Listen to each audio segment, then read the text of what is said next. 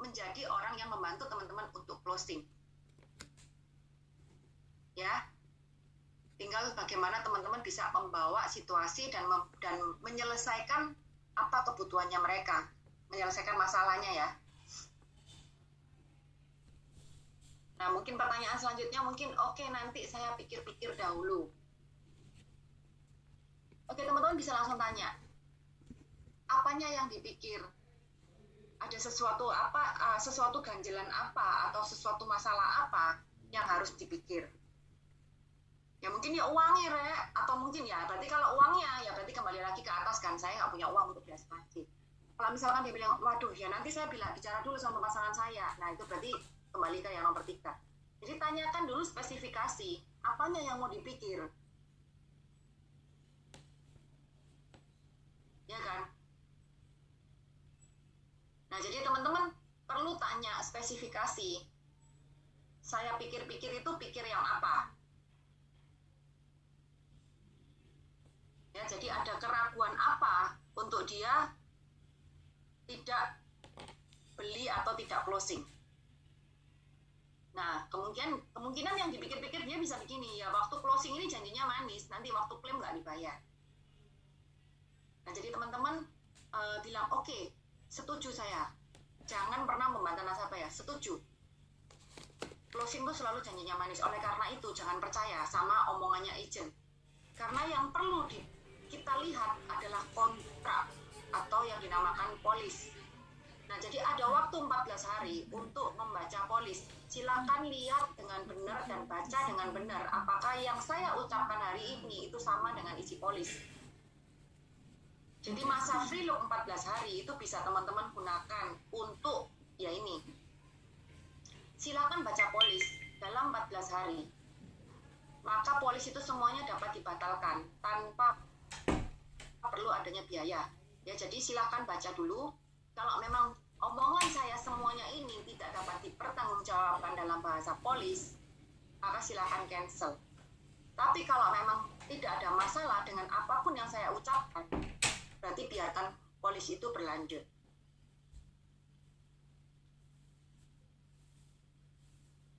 Oke teman-teman.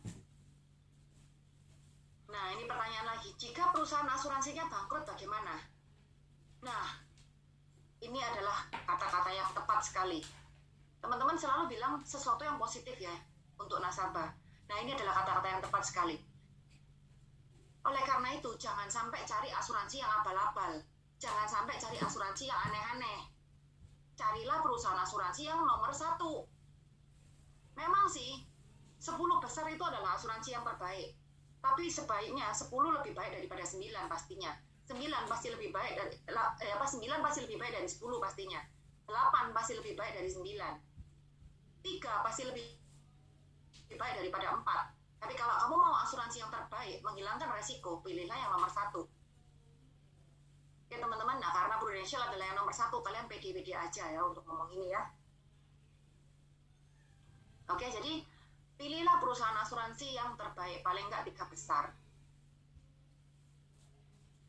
Nah, terus kalian bisa juga tunjukkan fan fact sheet. Jadi teman-teman bisa tunjukkan laporan keuangan Prudential. Laporan keuangan kita untung, rugi, ataupun berapa asetnya teman-teman bisa tunjukkan. Nah, ini nanti saya akan tunjukkan di next slide ya. Terus yang ketujuh, saya sudah punya asuransi. Ini sering banyak sekali ya yang terjadi. Saya udah punya asuransi. Nah, teman-teman, mindset teman-teman perlu dipikir baik-baik. Bahwa punya asuransi bukan berarti menutup kemungkinan kalau dia nggak bisa beli asuransi lagi. Justru lebih susah untuk mereka yang tidak pernah punya asuransi itu membeli sebuah asuransi. Ini pengalaman saya teman-teman, dan juga saya rasa pengalaman semua leader yang ada di sini. Orang yang tidak pernah punya asuransi untuk bisa beli asuransi itu jauh lebih susah di closing dibandingkan dengan orang yang sudah pernah punya asuransi atau punya asuransi. Kenapa? Karena orang yang tidak pernah punya asuransi itu berpikir bahwa asuransi itu sesuatu yang tidak dapat dijangkau. Asuransi itu otaknya dia tuh nggak masuk untuk bisa beli asuransi. asuransi, jadi punya pemikiran sendiri yang super negatif terhadap asuransi, makanya dia nggak pernah mau beli asuransi.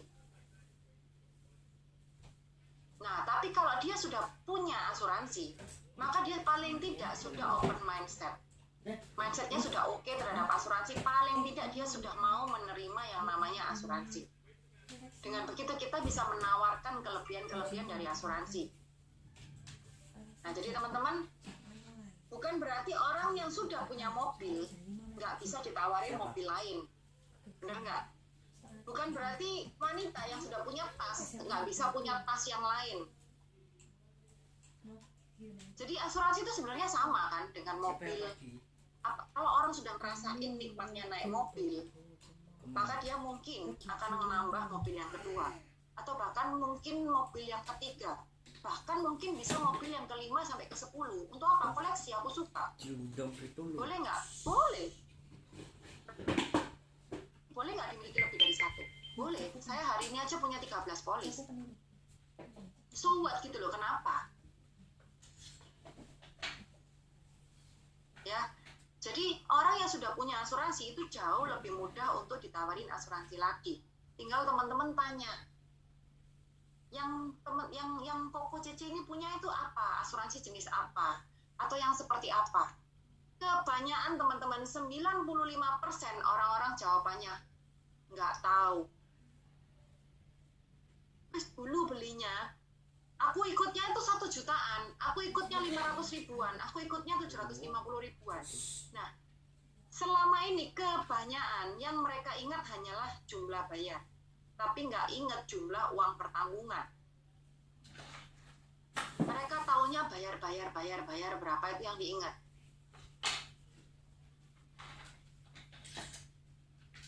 Nah, jadi teman-teman perlu tanyakan kembali. Saya nggak tanya jumlah bayarmu berapa atau berapa buku polismu. Yang saya tanya berapa jumlah uang pertanggunganmu. Karena yang akan dihasilkan nanti itu adalah jumlah uang pertanggungan, bukan jumlah bayar. Terus mereka pasti bingung. Iya ya, aku nggak tahu. Nah, oleh karena itu teman-teman butuh bongkar polisnya mereka. List satu-satu. Ya, jadi dicari satu-satu, dihitung semua uang pertanggungannya mereka berapa. Saya pernah punya nasabah ya, dia punya 9 buku polis. Terus kemudian saya catat semuanya, uang pertanggungannya itu nggak sampai 2 miliar. 9 polis itu loh nggak sampai 2 miliar. Terus aku bilang ini, Koko, uang 2 miliar hari ini buat apa? Koko, totalnya sih banyak, 9 polis, tapi cuma nggak sampai 2 miliar. Masa kalah aku 1 polis saja bisa sampai 2 miliar gitu. Nah, dari situ dia bilang, loh ya kah? Masa 9 polis itu nggak ada 2 miliar? Nggak ada, ini coba dilihat. Ini cuma 50 juta, ini cuma 200 juta, ini cuma 75 juta. Jadi dia belinya itu dari zaman SMA itu lo punya. Ya, nah jadi kayak gini, itu teman-teman bisa tambahkan. Apalagi sekarang ada bundling ya, perwarisan dengan PCP 88. Ingat teman-teman, yang bisa ditambah itu hanyalah asuransi, uang pertanggungan, dan sakit kritis. Kalau asuransi kesehatan itu nggak bisa ditambah. Kalau mereka sudah punya dari asuransi lain yang sudah on bill, sudahlah, jangan diotak-atik. Biarkan mereka di sana. Kecuali mereka sendiri yang memutuskan untuk pindah. Tapi jangan kita paksa-paksa mereka untuk pindah. Udahlah, Prudential paling bagus gini dan ini. Percuma. Kenapa? Yang namanya asuransi kesehatan itu sama dengan handphone. Kalian mau menentukan Samsung atau iPhone mana lebih baik? Nggak bisa. Ya, karena hari ini iPhone keluarin iPhone 12. Nanti sebentar lagi Samsung akan keluarin Samsung 21. Akan keluarin Note 21, Note 20 ya. Jadi nggak akan pernah ada habisnya. Yang namanya asuransi kesehatan itu nggak akan ada selesainya. Jadi Prudential yang lalu bilang, wah kita yang terbaik dengan limit 65 miliar yang terbesar di seluruh Indonesia. Itu cuma bertahan 1 minggu. Seminggu kemudian keluar yang punyanya Sequis 90 miliar. Ya, terus kemudian yang hari ini kita seperti PPH Plus sekarang ini yang terbaik di industri. Ternyata tidak teman-teman, sekarang hari ini AIA lebih baik. Kita ngomong jujur aja. ya kan? Tapi karena kita punya PSS, itu masih tiada lawan. Karena ayah tidak punya PSS. Jadi percuma kita membandingkan antara asuransi kesehatan, karena nggak ada gunanya. Sebentar lagi Prudential mungkin akan mengeluarkan terobosan baru, tambahan baru untuk asuransi kesehatan. Buktinya yang kemarin kan sudah keluar ya, PPH Cermat ya. Jadi akan ada evolusi terus-menerus dalam dunia asuransi kesehatan. Dan jangan pernah berperang di asuransi kesehatan. Nah, tapi kita bisa terus menambahkan di asuransi uang pertanggungan jiwa dan uang pertanggungan sakit kritis. Oke. Nah, kemudian saya sudah punya asuransi kantor. Nah, teman-teman bisa bicara kan, asuransi kantor tuh hanya mengcover jika kamu tetap kerja di tempat situ. Oke, kira-kira kamu kerja di tempat situ sampai kapan? Ya. Nah, itu kamu tanya, pasti jawabannya sampai maksimal 55. Ya kan? Nah, sampai 55 lah, setelah 55, padahal setelah 55 itu adalah masa-masa kita itu sudah tidak produktif, masa-masa di mana penyakit mulai datang. Nah, terus gimana? Terus dia kalau bilang, ya kalau gitu saya ambilnya nanti aja waktu deket 55. Terus kita bisa bilang lagi, pertanyaannya apakah kamu menjamin bahwa tidak pernah ada sakit yang serius sebelum usia 55? Karena begitu banyak orang yang sakit jantung di usia 45. Ada begitu banyak orang yang sudah tidak bisa punya asuransi di usia 40. Nah, kalau itu terjadi, maka kamu selamanya tidak akan bisa punya asuransi kesehatan. Ataupun asuransi apapun. Nah, sebagai perusahaan sekalipun, kalau misalkan terjadi sakit yang serius, apakah kamu mau tetap dipertahankan sebagai karyawan? Nah, otomatis saya sebagai pemilik perusahaan, pastinya juga nggak mau ya, punya karyawan yang cuti sakit gitu ya. Baik, saya kasih pesangon, udah kamu dirumahkan aja, saya cari orang yang masih segar. Nah, jadi teman-teman bisa handling seperti itu. Nah, kemudian yang lanjutnya, punya perusahaan kamu mahal. Nah, teman-teman bisa bicara tentang masalah, misalkan tas. Tas branded itu, kalau dibilang fungsinya semua sama-sama tas. Untuk apa? Untuk taruh barang-barang waktu kita bawa pergi. Tapi kenapa ada yang mereknya cuman Sarah, ya kan, nilainya cuma 1 juta, 2 juta, ada. Tapi tas yang sama, ya kan, fungsinya sama, untuk merek LV, Hermes, bisa 20 juta, bisa 200 juta. Jadi mahal itu adalah sesuatu yang relatif ya. Menurut kamu mahal, belum tentu menurut orang lain mahal. Nah, mahal itu pasti ada nilai lebihnya. Why? Kenapa ini mahal? Jadi teman-teman bisa jelaskan kenapa perusahaan saya mahal. Karena satu, kita adalah perusahaan yang konservatif. Perusahaan kita adalah perusahaan yang menjaga supaya kita nggak bangkrut. Supaya mempertahankan laba. Dan apabila kita laba, itu juga dikembalikan juga kepada pemegang polis. Nah, seandainya di perusahaan lain itu kamu bilang murah, tapi ternyata akhirnya gagal bayar, maka semua investasi atau semua uang yang sudah kamu taruh di sana juga hilang. Nah, jadi masalah mahal atau enggak itu relatif. Teman-teman bisa tunjukkan fact sheet. Nanti saya akan tunjukkan di sini. Teman-teman bisa download sendiri juga di Prudential, atau mungkin Bu Edi bisa bantu untuk share di grup. Nah, yang terakhir adalah kalau udah di PHP terus kemudian menghilang.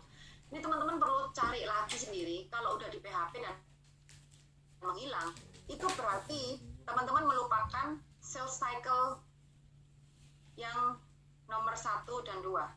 Jadi pra-pendekatan dan pendekatannya itu teman-teman kurang. Teman-teman terlalu cepat untuk berbicara asuransi. Kalau di PHP dan menghilang itu udah pasti nomor 1 dan 2-nya itu teman-teman kurang banget. Jadi akhirnya dia menghilang. Karena apa? Tiba-tiba teman-teman sudah nawarin produk. Tiba-tiba teman-teman sudah nawarin asuransi. Nah, orang-orang tidak akan suka jika langsung di jika langsung bicara asuransi. Sama juga teman-teman saya di Facebook ya, itu banyak pertemanan, banyak sekali pertemanan. Tiba-tiba begitu saya accept pertemanannya karena seorang dokter atau segala macam, saya lihat ya oke lah berteman dengan dokter ya. Tiba-tiba dia langsung kirim broadcastan, tersedia masker untuk pemutih, terus pelangsing, terus penumbuh rambut, penambah berat badan dan segala macam ya, atau suplemen multivitamin, jika tertarik silakan konsultasi gratis dengan saya begini. Kalau Anda sendiri yang dapat seperti itu, seneng nggak? Dia nggak tahu permasalahan saya, dia nggak tahu saya ini butuh apa, langsung ditawarin masker pembesar payudara, wah itu saya tersinggung ya toh. Terus kemudian penumbuh rambut, nah tersinggung juga. Terus kemudian pelangsing tubuh dan segala macam. Nah, tapi karena dia bicara seperti itu, saya merasa tersinggung malahan, bukan merasa produknya dia bakalan ada manfaatnya buat saya. Nah, sama jika teman-teman langsung tiba-tiba kirim bukti klaim meninggal karena COVID 30 miliar. Dia langsung bilang gini, siapa sih mau kena COVID? Kamu udah nggak mau aku meninggal, tah? Nah, jadi teman-teman perlu tahu dulu karakter seseorang yang akan teman-teman share. Ya. Jujur ya teman-teman. Saya tidak pernah sharing bukti klaim. Saya nggak pernah lakukan itu. Kenapa? Karena saya sendiri, kalau saya sendiri yang sakit, terus kemudian dipakai sama agen asuransi, kemana-mana, itu saya nggak suka. Jadi tolong kembalikan ke diri teman-teman sendiri, kalau saya nggak suka. Jadi saya sudah sakit, terus kemudian diposting sama agen A, agen B, agen C, sampai seluruh antero Indonesia. Saya nggak suka, even itu nama saya dihapus. Saya nggak suka. Karena saya merasa kamu bersenang-senang di atas penderitaan aku ini sakit gitu loh. Nah, kecuali atas izin dari nasabah teman-teman. Jadi kalau saya posting, sampai saya posting itu pun pasti cuma di story dan itu cuma 1 hari aja. Saya nggak pernah lebih dari itu. Itu pun pasti atas persetujuan nasabah saya, dan nasabah saya bilang, nggak apa-apa kamu kalau mau pakai promosi, silakan Angel. Nah, itu baru saya pakai. Tapi kalau enggak, saya nggak akan pernah mau. Nah, itu akan saya pakai kapan? Pada saat saya one-on-one ketemu dengan nasabah. Saya tetap kumpulkan bukti klaim ya. Saya tetap kumpulkan, tapi tidak saya publish di IG ataupun FB atau manapun, tidak. Tapi saya pakai nanti misalkan ketemu dengan one-on-one. Misalkan ada orang yang tanya tadi ini, waktu closing janjinya manis, tapi waktu klaim nggak dibayar. Tahu nggak kamu berapa banyak klaim yang sudah saya uruskan dan dibayar? Ini loh contohnya. Saya tunjukkan ini klaim ini klaim ini klaim ini, saya kumpulkan semua, saya tunjukkan ini klaim yang sudah saya uruskan dan semuanya dibayar. Tapi bukan saya posting. Nah, supaya apa? Supaya nasabah saya sendiri juga kalau mau closing berpikiran gini, oh enak sama Angel, oh paling tak kalau ngeklaim juga nggak pernah dia posting. Sampai ada apa-apa dia juga nggak banyak omong gitu loh. Nah, jadi saya itu terserah ya teman-teman, itu saya sendiri, saya hanya cerita berdasarkan saya sendiri. Tapi kalau teman-teman tetap suka dengan posting dan segala macam, silahkan. Saya juga nggak bilang harus itu nggak boleh dan segala macam, enggak, itu untuk saya aja. Nah, tapi kalau masalah di PHP dan menghilang, itu pastinya teman-teman melupakan tahap 1 dan tahap 2 pra pendekatan dan pendekatan. Ya. Nah, ini tadi yang sudah saya janjikan ya teman-teman. Kalau mereka bilangnya saya nggak punya duit, teman-teman bilang nggak punya duit atau nggak punya budget. Nah, kalau nggak punya budget, teman-teman bisa bantu dia untuk budgeting. Seandainya uang income dia adalah income UMR yang 4.400.000 ya, berarti tetap ada porsi asuransi 10% itu 4 juta loh. 400.000, sorry. Masih ada porsi asuransi minimal 10% yaitu 400.000. Nah, 400.000 itu bisa nggak beli polis? Bisa kan? 400.000 itu bisa beli polis loh. Pro Cinta Sejati cuma 100 ribuan. Ya kan? Kalau mau beli 4 polis pun bisa Pro Cinta Sejatinya. Atau mungkin 200 ribuan kali 2. Berarti seminim-minim mungkin yang UMR itu aja sebenarnya bisa untuk budgeting 400.000. PCP 88 pun bisa 400.000. Karena minimal kita kan 400.000 ya, minimal kita adalah 400.000. Kecuali Pro Cinta Sejati.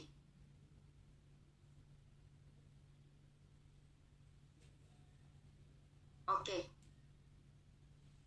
Untuk yang produk tradisional 300 ya, untuk yang unit link 400. Ini ada yang minta balik ke sini. Kalau, nah sekarang teman-teman saya tanya sih, handling objection itu apa aja? Paling kan cuma ini aja. Emang ada yang lain?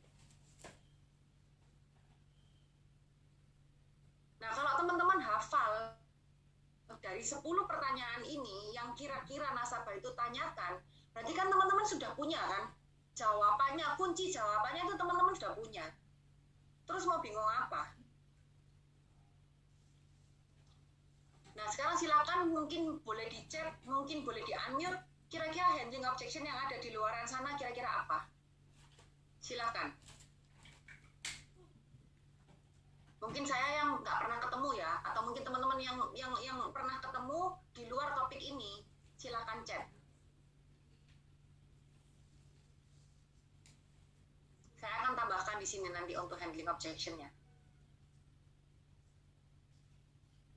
Halo teman-teman semua, jelas atau bingung? Atau jelas-jelas bingung? Mungkin kok Edi ini yang punya ribuan nasabah kok, apakah ada handling objection di luar ini kok?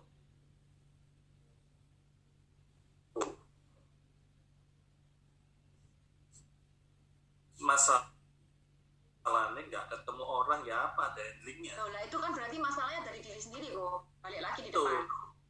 Betul. Coba ya, kalau kan? Ketemu. Ini kan masalah jika sudah ketemu orang. Nah jadi saya balikin ke sini ya kok ya. Nggak, maksudnya adalah teman-teman. Nah ini loh kok. Orang kan pasti kan otomatis nggak ada pertanyaan. Nah ya ini makanya saya kan tadi kan udah dari awal pertama kali slide saya udah bicarakan ini. Masalah itu yang pertama dari dalam diri sendiri, atau mungkin ada dari orang lain atau situasi, atau yang ketiga itu dari nasabah. Kalau yang nomor satu saya nggak bisa bantu. Itu teman-teman sendiri yang bisa selesaikan. Benar nggak? Kalau dari orang lain, percayalah yang namanya badai pasti berlalu. Tinggal bagaimana teman-teman pintar-pintar memilih yang namanya susah. Cari uang susah, tapi nggak punya uang juga susah. Mau pilih nggak punya uang atau mau cari uang? Mau pilih susah yang mana yang lebih enak menurut teman-teman? Ya kan? Sama-sama buruk, tapi mana yang lebih baik daripada keburukan itu? Nah, kurang aktivitas makanya nggak ada AO, makanya itu. Jadi permasalahan yang nomor 1 dan nomor 2 saya nggak bisa bantu. Karena itu dari diri sendiri. Kalau teman-teman nggak mau aktif untuk ketemu orang, nggak mau aktif untuk ngobrol dengan orang, ya mohon maaf, nggak bisa. Jadi teman-teman, kerjaan kalian tuh gampang. Cuman ajak makan siang dan makan malam dengan orang yang berbeda. Kemudian minggu depannya juga 2 minggu lagi di follow up balik lagi. Ketemu orang yang sama dan berbeda. Kemudian 2 minggu lagi balik lagi ketemu orang yang sama dan berbeda. Rollingan cari, berarti kalau 2 minggu, jadi kan 1 minggunya kan 10 orang. Berarti carilah 20 orang. Rollingan terus 20 orang ini. Makan siang sampai makan malam. Saya nggak minta sehari 4, nggak minta sehari 6, nggak minta sehari 8. Enggak wis. 1 hari 2. Jangan mau makan sendirian. Jangan mau makan dengan orang yang lu laki ya. Cari orang yang berbeda terus dalam 1 hari, istilah 2. Tadi saya sudah kasih tip buat teman-teman kan, kalau memang budgetnya kalian teman-teman itu kurang low budgeting, ya sudah, ajakan makan di food court. Kan bayar dewe-dewe. Ya kan? Tapi ingat, pada saat ngobrol pendekatan dan pra-pendekatan, jangan bicara asuransi. Kalau Anda langsung cepet-cepet ujuk-ujuk mau jadi duit, itu nggak akan pernah bisa. Jadi perlu ngobrol-ngobrol tentang gimana anaknya, gimana keluarganya, gimana liburannya, gimana kerjaannya, gimana hobinya, dan segala macamnya. Kalau perlu ngikut tuh hobinya. Contohnya lah sekarang yang lagi booming hobi naik sepeda. Kalau teman kekurangan teman ya sepeda bikin teman di sana. Atau yang lari pagi ya lario. At least kalian dapat sehat. Ya. Nah, atau mungkin teman-teman yang ada sekarang kan yang muslim kan lagi puasa. Kan ada kumpul-kumpul kan, biasanya ada takjil bersama dan segala macam bersama. Nah, sering-seringlah ikut acara-acara itu, takjil, terus kemudian taraweh, pulangnya sambil ngobrol-ngobrol, sambil makan. Nah, kalau dari dalam diri sendirinya enggak ada, saya udah bilang tadi, mau Mary Riana, mau Robby Oktober, mau Haryanto Kamdani, mau Hendra Sensei, mau Tung Desem Waringin yang bicara sekalipun, akan ada perubahan. Sudah silakan, mau apapun juga nggak bisa. Ya, nah jadi yang saya bisa bantu itu adalah handling objection dari nasabah. Kalau dari orang lain situasi mungkin kayak kemarin, papa saya sakit, mama saya sakit, percayalah badai pasti berlalu. Ya toh, itu pun saya tetap masih ada produksi ya dikit-dikit ya. Ya, nah jadi teman-teman kembali lagi gimana? Sekarang kok Edi yang sudah ada ribuan nasabah sekalipun, pertanyaannya itu paling cuma 10 ini aja kok. Bener nggak, Bu? Bener. Yang ditakutin di bangkai sampai di tengah jalan malah nambah lah. Nah, bisa bayar nggak ya sampai itu? Waduh, terus pasti tak doano tambah lagi di 6 bulan pasti jadi penabung. Kan datang ke sini, oh siap 87. Nah, ya kan. Nah, jadi teman-teman semuanya balik lagi pendekatannya teman-teman ya apa. Jadi pastikan teman-teman misalkan nih yang hobi ngopi, jangan ngopi sendiri. Ajaan orang lain untuk ngopi. Yang hobi minum atau mungkin hobi karaoke, ya ajalah teman-teman yang sama-sama hobi karaoke atau hobi minum untuk sama-sama ngobrol. Jadi jangan sampai minum-minumnya teman-teman itu bayar sendiri. Jangan sampai teman-teman tuh buang-buang waktu karaokean itu nggak ada hasil. Jadi at least lah ya, minum-minumnya itu akhirnya berbuah closing. Walaupun harus kita bayar sekalipun, itu berbuah closing. Kalau saya sih nggak mau, sak minumnya tak suruh dia sing bayar ya toh. Nah, jadi teman-teman kalau saya sih ya, kalau saya ngajak makan nasabah pun sak nasabah ya sing bayar. Sak minumnya ya dia yang bayar. Sak seneng-senengnya dia sing bayar. Menang set perempuan. Menang set kalau perempuan. Nah, jadi kalau teman-teman ini adalah perempuan, gini loh, daripada makan bayar sendiri, ajak makan orang lain, beres toh. Entah dia closing nggak closing itu nggak usah dipikir. Pokoknya aja orang lain makan supaya makanmu dibayari. Jangan berpikir bakalan closing. At least punya aktivitas, bener nggak? Ya toh, buat teman-teman yang wanita itu adalah nilai lebih.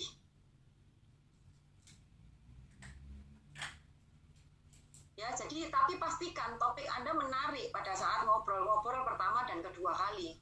Kalau menarik, mereka akan ada, oke, nanti ketemu lagi. Dan pastikan ya teman-teman, begitu selesai pertemuan pertama, jangan lupa untuk kumpul lagi loh. Jika ngobrol-ngobrol daripada bete kok di rumah, nggak bisa ketemu orang, gini-gini segala macam. Ayo, kapan ketemu lagi? Oke, boleh lah minggu depan lah. Nah, langsung buat janji untuk minggu depan. Atau buat janji untuk 2 minggu ke depan. Jadi misalkan minggu depan saya repot, waduh kok aku minggu depan aku repot, kok harus ke Jakarta, harus ke Malang, harus ke sini. Ya apa deh 2 minggu lagi? Langsung bikin janji untuk 2 minggu lagi. Ya wes boleh lah 2 minggu lagi, nanti kontak-kontak ya, 2 minggu lagi deket-deket kamu kontak. Nah, itu yang paling penting. Jangan terus pulang, oke ya, see you, bye-bye. Ya bye-bye sembuhan. Perlu untuk ngobrol lagi, kapan nanti mau ketemu lagi. Nah, ini waktu buka bersama juga bisa. Ya. Ini pertanyaannya, gimana caranya bisa seperti kamu hafal cara jawab 10 HO di atas semua?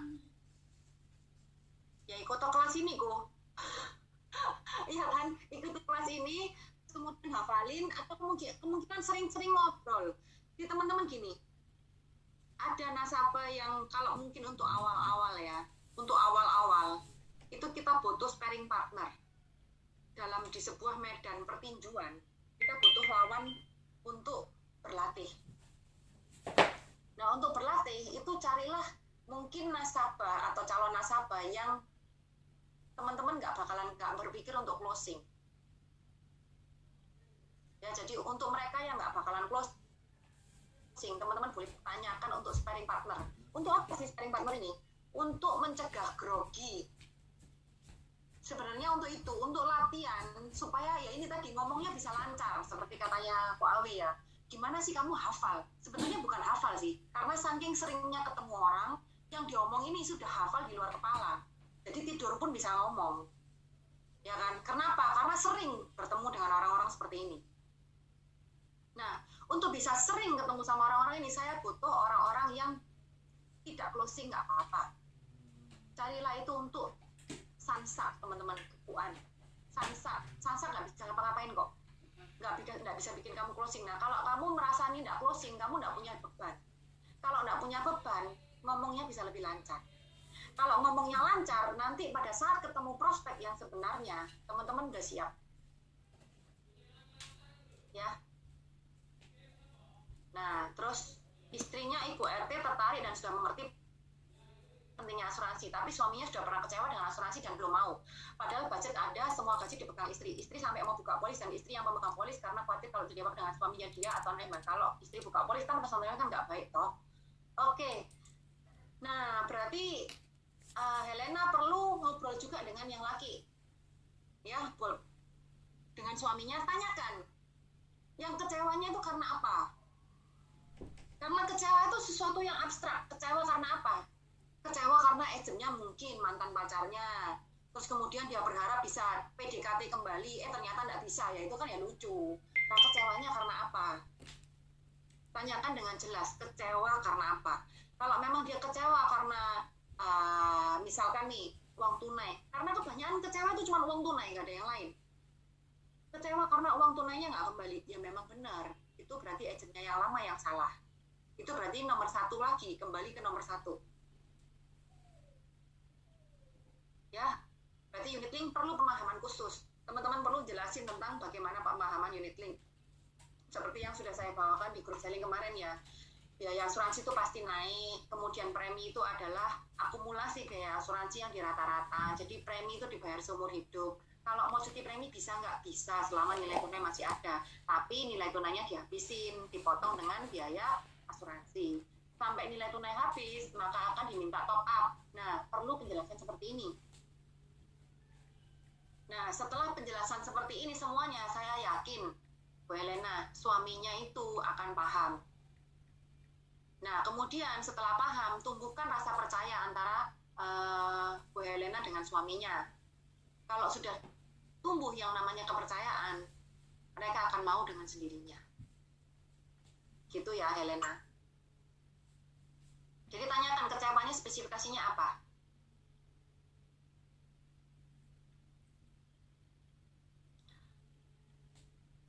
Obrolan menarik itu bebas ya, jadi saya nggak selalu perencanaan keuangan. Kadang misalkan tentang hobinya dia, terus kemudian tentang kerjaannya dia, terus kemudian kalau memang bisa masuk sedikit-sedikit saya singgung tentang perpajakan, terus kemudian mulai tentang keuangan, tentang karyawan dan segala macam. Karena kan asuransi itu sebenarnya kan jasa keuangan. Jadi kita bisa bicara tentang omnibus law yang baru, terus kemudian kenapa kok kamu masih pakai CV, kenapa nggak PT, padahal PPN sudah bayar dan segala macam. Nah, tapi tidak menyinggung tentang asuransi yang pasti, Jess. Jangan pernah menyinggung tentang asuransi. Jadi kita cukup menunjukkan bahwa kita capable, kita punya ability untuk berbicara tentang keuangan, tapi tidak berbicara tentang asuransi. Kayak gitu. Nah, jadi teman-teman pastikan teman-teman punya wawasan yang sangat luas di bidang itu. Wawasan yang sangat luas di bidang apapun lah kalau bisa. Jadi misalkan dia bicara tentang sepeda sekalipun ya, saya ngomong gitu loh, waduh kok sekarang kamu sepedaan terus ya, sepeda sekarang mahal-mahal ya, terus kamu kemana aja kok kalau gini. Nah, Tapi walaupun saya nggak bersepeda, tapi saya paling nggak ngerti lah ya.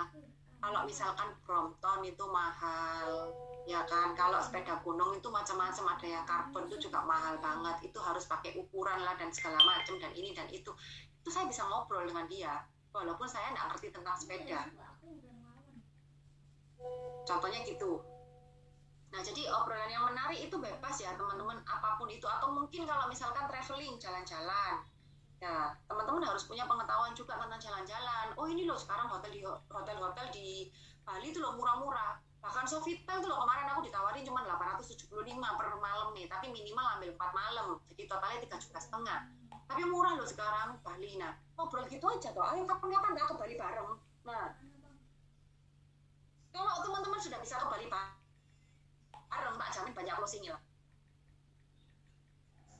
Bener nggak? Jadi nggak harus sesuatu yang harus tentang keuangan juga, Jess. Bebas. Ya. Untuk suami yang nolak asuransi tapi istrinya tertarik dan sadar malah. Iya, oleh karena itu harus suaminya dibenerin dulu, Helena. Jadi bukan langsung ya, istrinya langsung di closingin. Karena apa? Itu rentan terhadap apa itu ditutup ya nantinya, surrender ya, rentan terhadap lapse. Begitu ketahuan sama suaminya, terus nanti sama suaminya marah-marah, mereka bertengkar, akhirnya polisnya ditutup. Jadi jangan jualin kalau yang satunya nggak mau. Nah, terus kemudian di Jiwasraya juga. Nah, masalah Jiwasraya kan sudah jelas, makanya pilihlah asuransi yang nomor 1, 2, 3, ya kan, jangan nomor yang nggak jelas, gitu loh. Nah, kemudian masalah di Jiwasraya yang bermasalah itu kan masalah uang tunai juga. Nah, perlu dijelaskan bahwa asuransi itu bukan investasi. Asuransi bukan tempat untuk kita menganakkan uang atau menumbuhkan uang. Tempat kita menumbuhkan uang itu di investasi, obligasi, saham, reksadana, properti, logam mulia, terserah mau di mana. Asuransi itu memproteksi kita punya investasi. Memproteksi jika kita harus dipanggil oleh Yang Maha Kuasa, itu bagaimana dengan pendidikan anak, bagaimana dengan hari tua istri. Nah, jadi mungkin Helena harus masuk ke kelas yang itu ya, tentang pemahaman asuransinya. SIP, Saving, Investment, and Protection. Saving itu sendiri, investment itu sendiri, protection itu sendiri. Jadi perlu pemahaman bahwa proteksi tidak bisa disamakan dengan investasi. Oke, ini baca lagi Louis. Kondisi papanya kenapa? Kecewa banget sama asuransi karena klaim nggak pernah dibayar. Asuransi lokal yang kemarin bermasalah. Oke, kemudian klaim nggak dibayar karena apa? Ya kan, satu bisa jadi karena masa tunggu. Jadi polisnya nggak lupa dibayar, lapse, terus kemudian pemulihan, bisa jadi karena masa tunggu. Nah, kalau dalam masa tunggu, ya otomatis nggak bisa dibayar. Yang kedua, dokumen nggak lengkap. Mintanya kwitansi, yang dikasih nota. Terus eker-ekeran. Tuh, saya sudah kirim kok kemarin, padahal nota. Kalau kwitansi nggak ada, ya tetap nggak akan pernah terbayar yang namanya klaim. Jadi walaupun ada nota, semuanya komplit, nggak ada kwitansi, itu tidak terbayar. Nah, kemudian yang ketiga, pre-existing condition. Nah, pre-existing condition, misalkan nasabah sudah tulis gejala awal dirasakan kapan? 10 tahun yang lalu, ikut asuransi kapan? 3 tahun yang lalu, ya mohon maaf, itu nggak akan pernah terganti. Jadi, surat keterangan dokter, pengisian surat keterangan dokter menentukan nasib klaim Anda. Jadi gejala awal kapan dirasakan, itu sangat menentukan klaim Anda dibayar atau enggak. Ya, jadi Louis bisa jelasin itu.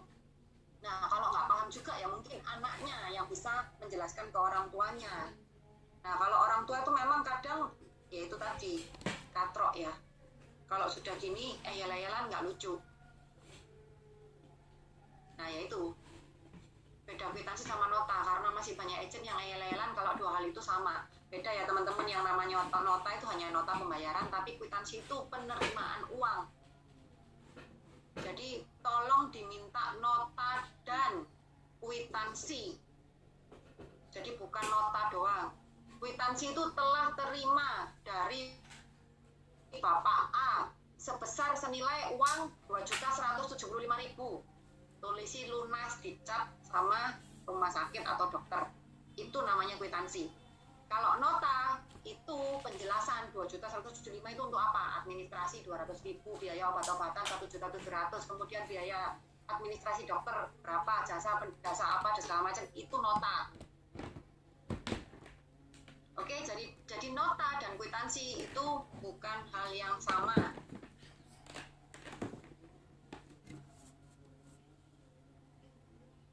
Oke, saya lanjutkan ya. Jadi pertanyaannya itu cuma ini aja sebenarnya.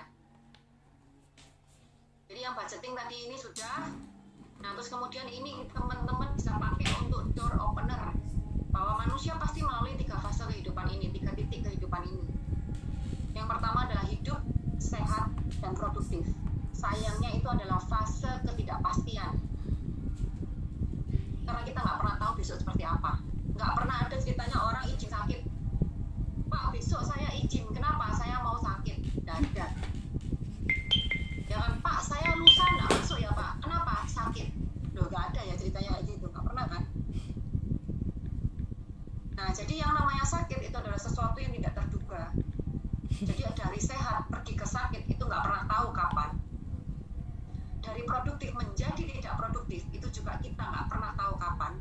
Contohnya kemarin papa saya itu produktif sekali, tiba-tiba stroke jadi nggak produktif. Dia nggak pernah mengira hal itu akan terjadi. Nah, makanya ini adalah titik ketidakpastian. Masalahnya orang sehat produktif nggak pasti loh itu. Nah, sebagian dari kita akan transit ke titik yang kedua, yaitu hidup tidak sehat dan tidak produktif. Nah, ini namanya titik resiko. Bisa iya, bisa enggak. Pertanyaannya, jika iya, kamu siap enggak? Kalau enggak, ya enggak ada masalah. Bener enggak? Jika terjadi, siap atau enggak? Nah, untuk memanage resiko, untuk manajemen resiko, perlu yang namanya instrumen tambahan, yaitu adalah instrumen proteksi. Nah, di Indonesia instrumen proteksi hanya ada satu, yaitu asuransi. Nah, yang terakhir adalah tidak hidup dan tidak produktif. Sayangnya, tidak hidup dan tidak produktif itu adalah titik kepastian. Pasti nggak meninggal. Tidak seorang pun terlepas dari titik kepastian ini. Nah, kalau ini adalah sesuatu yang pasti, kenapa kita nggak persiapkan dari sekarang? Perwarisan memberikan kepastian itu berarti. Benar nggak teman-teman? Paling nggak meninggal itu ada harganya. Perwarisan memberikan kepastian ini ada harganya, ada artinya. Jangan sampai pada saat menemui kepastian, kita sama ayam aja kalah harganya. Ayam paling nggak ada harganya 55.000 ya kan. Kalau sekarang kita meninggal masih keluar duit buat peti, buat acara, buat persemayaman, pemulasaran jenazah dan lain-lain itu masih keluar duit ya. Nah, jadi teman-teman, kalau ada sesuatu yang pasti, kenapa kita nggak persiapkan dari sekarang? Oke?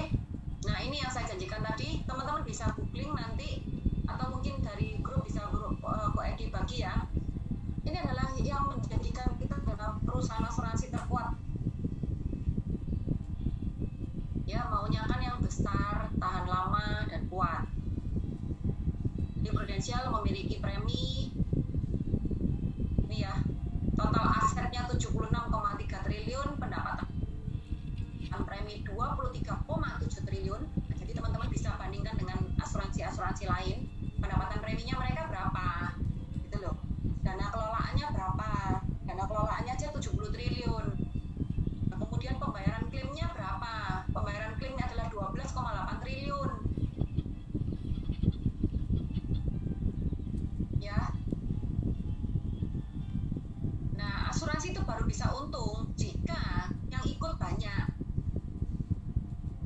Semakin banyak yang ikut, tingkat klaim itu akan semakin rendah karena resiko probabilitas. Nah, kalau yang ikut sedikit terus klaimnya banyak, maka perusahaan akan rugi. Jadi teman-teman boleh cek toko sebelah, silakan teman-teman Google, karena kalau Prudential sudah mengeluarkan, biasanya di bulan April tanggal 30 kan harus tutup buku ya. Sebentar lagi perusahaan asuransi lain semuanya itu harus upload yang namanya fact sheet ini. Financial statement ini mereka harus upload. Jadi tinggal Google aja, Financial Statement 2020 Allianz, Financial Statement 2020 AIA, Financial Statement Manulife 2020. Googlein pasti dapat semuanya. Ya, di situ teman-teman bisa lihat masalah laba dan rugi. Di sini ya teman-teman, tuh penting itu di sini. Kalau perusahaanmu tuh laba terus, berarti sehat, berarti nggak bakalan bangkrut, nggak bakalan tutup. Tapi kalau di sininya ada kurungnya, nah ini ada kurungnya, berarti perusahaan itu merugi. Kalau merugi, nah sekarang ya tahu sendiri lah ya, perusahaan rugi terus, akhirnya gimana? Ya akhirnya diakuisisi oleh perusahaan lain, dijual ke perusahaan lain. Jadi pastikan jangan ada kurung begini. Ya teman-teman cari. Jadi tugasnya teman-teman sekarang, kalau memang teman-teman mau bertumbuh, mau berubah, teman-teman cari dong fact sheet ini dari negara-negara lain. Ya, maksud saya dari tetangga-tetangga yang lain. Silakan cari yang dari biru, hijau, kuning, merah, yang lain silakan cari. Karena ini penting teman-teman untuk membuktikan bahwa Prudential itu perusahaan yang kuat dan berkomitmen untuk membayar klaim. Tadi ya Bu Helena udah jelaskan di sini ada kita bayar klaim 12,8 triliun, atau mungkin Louis tadi yang bilang klaim nggak berdaya, nggak kebayar. Nggak mungkin usah 12,8 triliun yang dibayar kok, punya aku paling biro sih. Pasti ada kesalahan di situ. Nah kesalahannya apa? Yuk kita cari. Karena selama ini saya ngurus klaim nggak ada yang dibayar. Yang nggak dibayar tuh nggak ada. Jadi yuk kita cari kenapa 12,8 triliun bisa terbayarkan sedangkan kamu tidak terbayarkan. Oke, sampai sini jelas teman-teman. Ini sangat kuat loh teman-teman. Mungkin siapa yang di adminnya SD7 bisa share ya fact sheet-nya.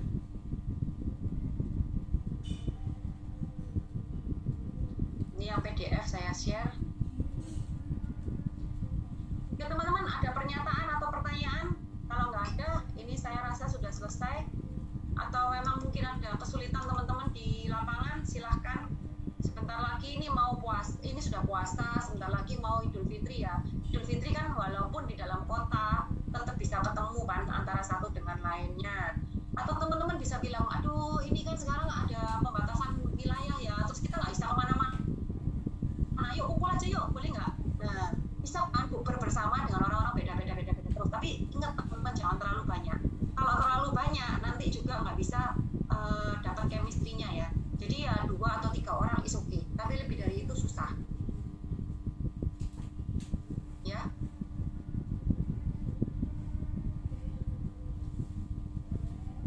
Nah jadi teman-teman, apa kira-kira pertanyaan di luar sana yang teman-teman ada masalah atau apa, silakan. Untuk googling ketiknya apa? Laporan keuangan. Laporan keuangan Manulife 2020. Nah, sorry. Kok ke Jessie? Sorry ya. Ke everyone.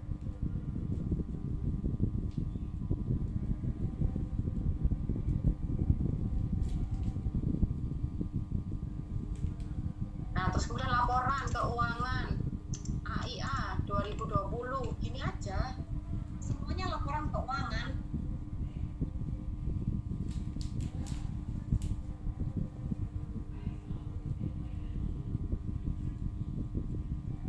Jadi teman-teman, yang paling penting itu adalah koreksi diri. Koreksi diri dalam hal misalkan ya ini tadi, teman-teman mau nggak cari-cari hal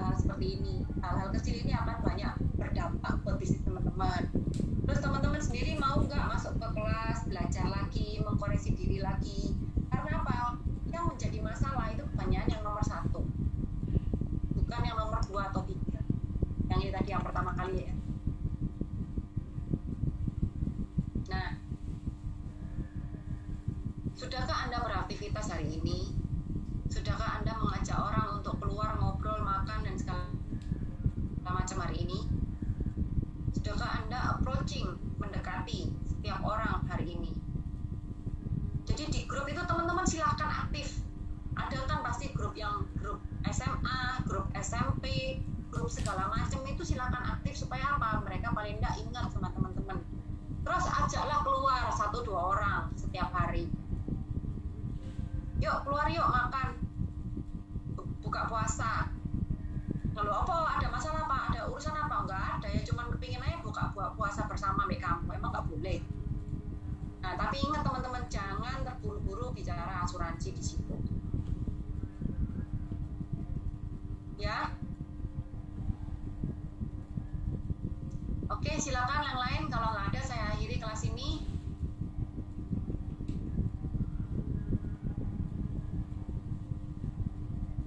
Halo. Oke, nggak ada ya. Kalau gitu saya tutup kelas hari ini. Terima kasih teman-teman. Silakan Adi kalau mau share acara selanjutnya. Oke, next event ada coaching klinik lagi ya teman-teman, tapi ini langsung bertemu tatap muka hari Senin jam 10. Jadi buat teman-teman yang punya masalah lagi untuk yaitu tadi mau dalam hal penjualan ataupun rekrutmen, silakan hadir di coaching klinik bersama CEO dan Pau Prusolid. Terbuka hanya untuk leader. Jadi yang para agent nggak perlu datang. Silakan untuk para leader untuk datang di Hall Prusolid SP7 besok Senin jam 10. Dan kemudian akan dilanjutkan ya dengan acaranya Lina untuk para leader. Terus kemudian ada Why Must MDRT. Aduh, speakernya adalah luar biasa ya, Mariana Sofia yang sudah 9 tahun jadi member MDRT. MDRT adalah Million Dollar Roundtable. Itu adalah gelar yang bergengsi yang didapatkan, diakui di seluruh dunia. Ya, Indonesia MDRT Committee, past MDRT Company Chair for Prudential Life Assurance, speaker MDRT di Indonesia, speaker MDRT Global Conference Sydney. Jadi ini sampai ngomongnya dia sudah bukan di Indonesia ya, tapi ngomongnya di Sydney. Jadi pastikan teman-teman hadir di acara Why Must MDRT by Mariana Sofia di acara I'm Possible jam 6:30 malam. Nah, seperti acara-acara gini-gini loh, teman-teman tuh harus hadir. Kenapa? Biar kita bisa mendekatkan diri lah ke mereka. Belajar roh. Kalau misalkan dapat 10% ya lumayan lah dapat 10%. Kalau nambah lagi 10% lama-lama nanti jadi kayak dia. Oke? Jadi pastikan teman-teman hadir di acara Why Must MDRT. Ada acara Prusolid minggu depan. Itu aja. Sampai ketemu di acara-acara selanjutnya ya teman-teman. Thank you. Thank you, Jo. Makasih.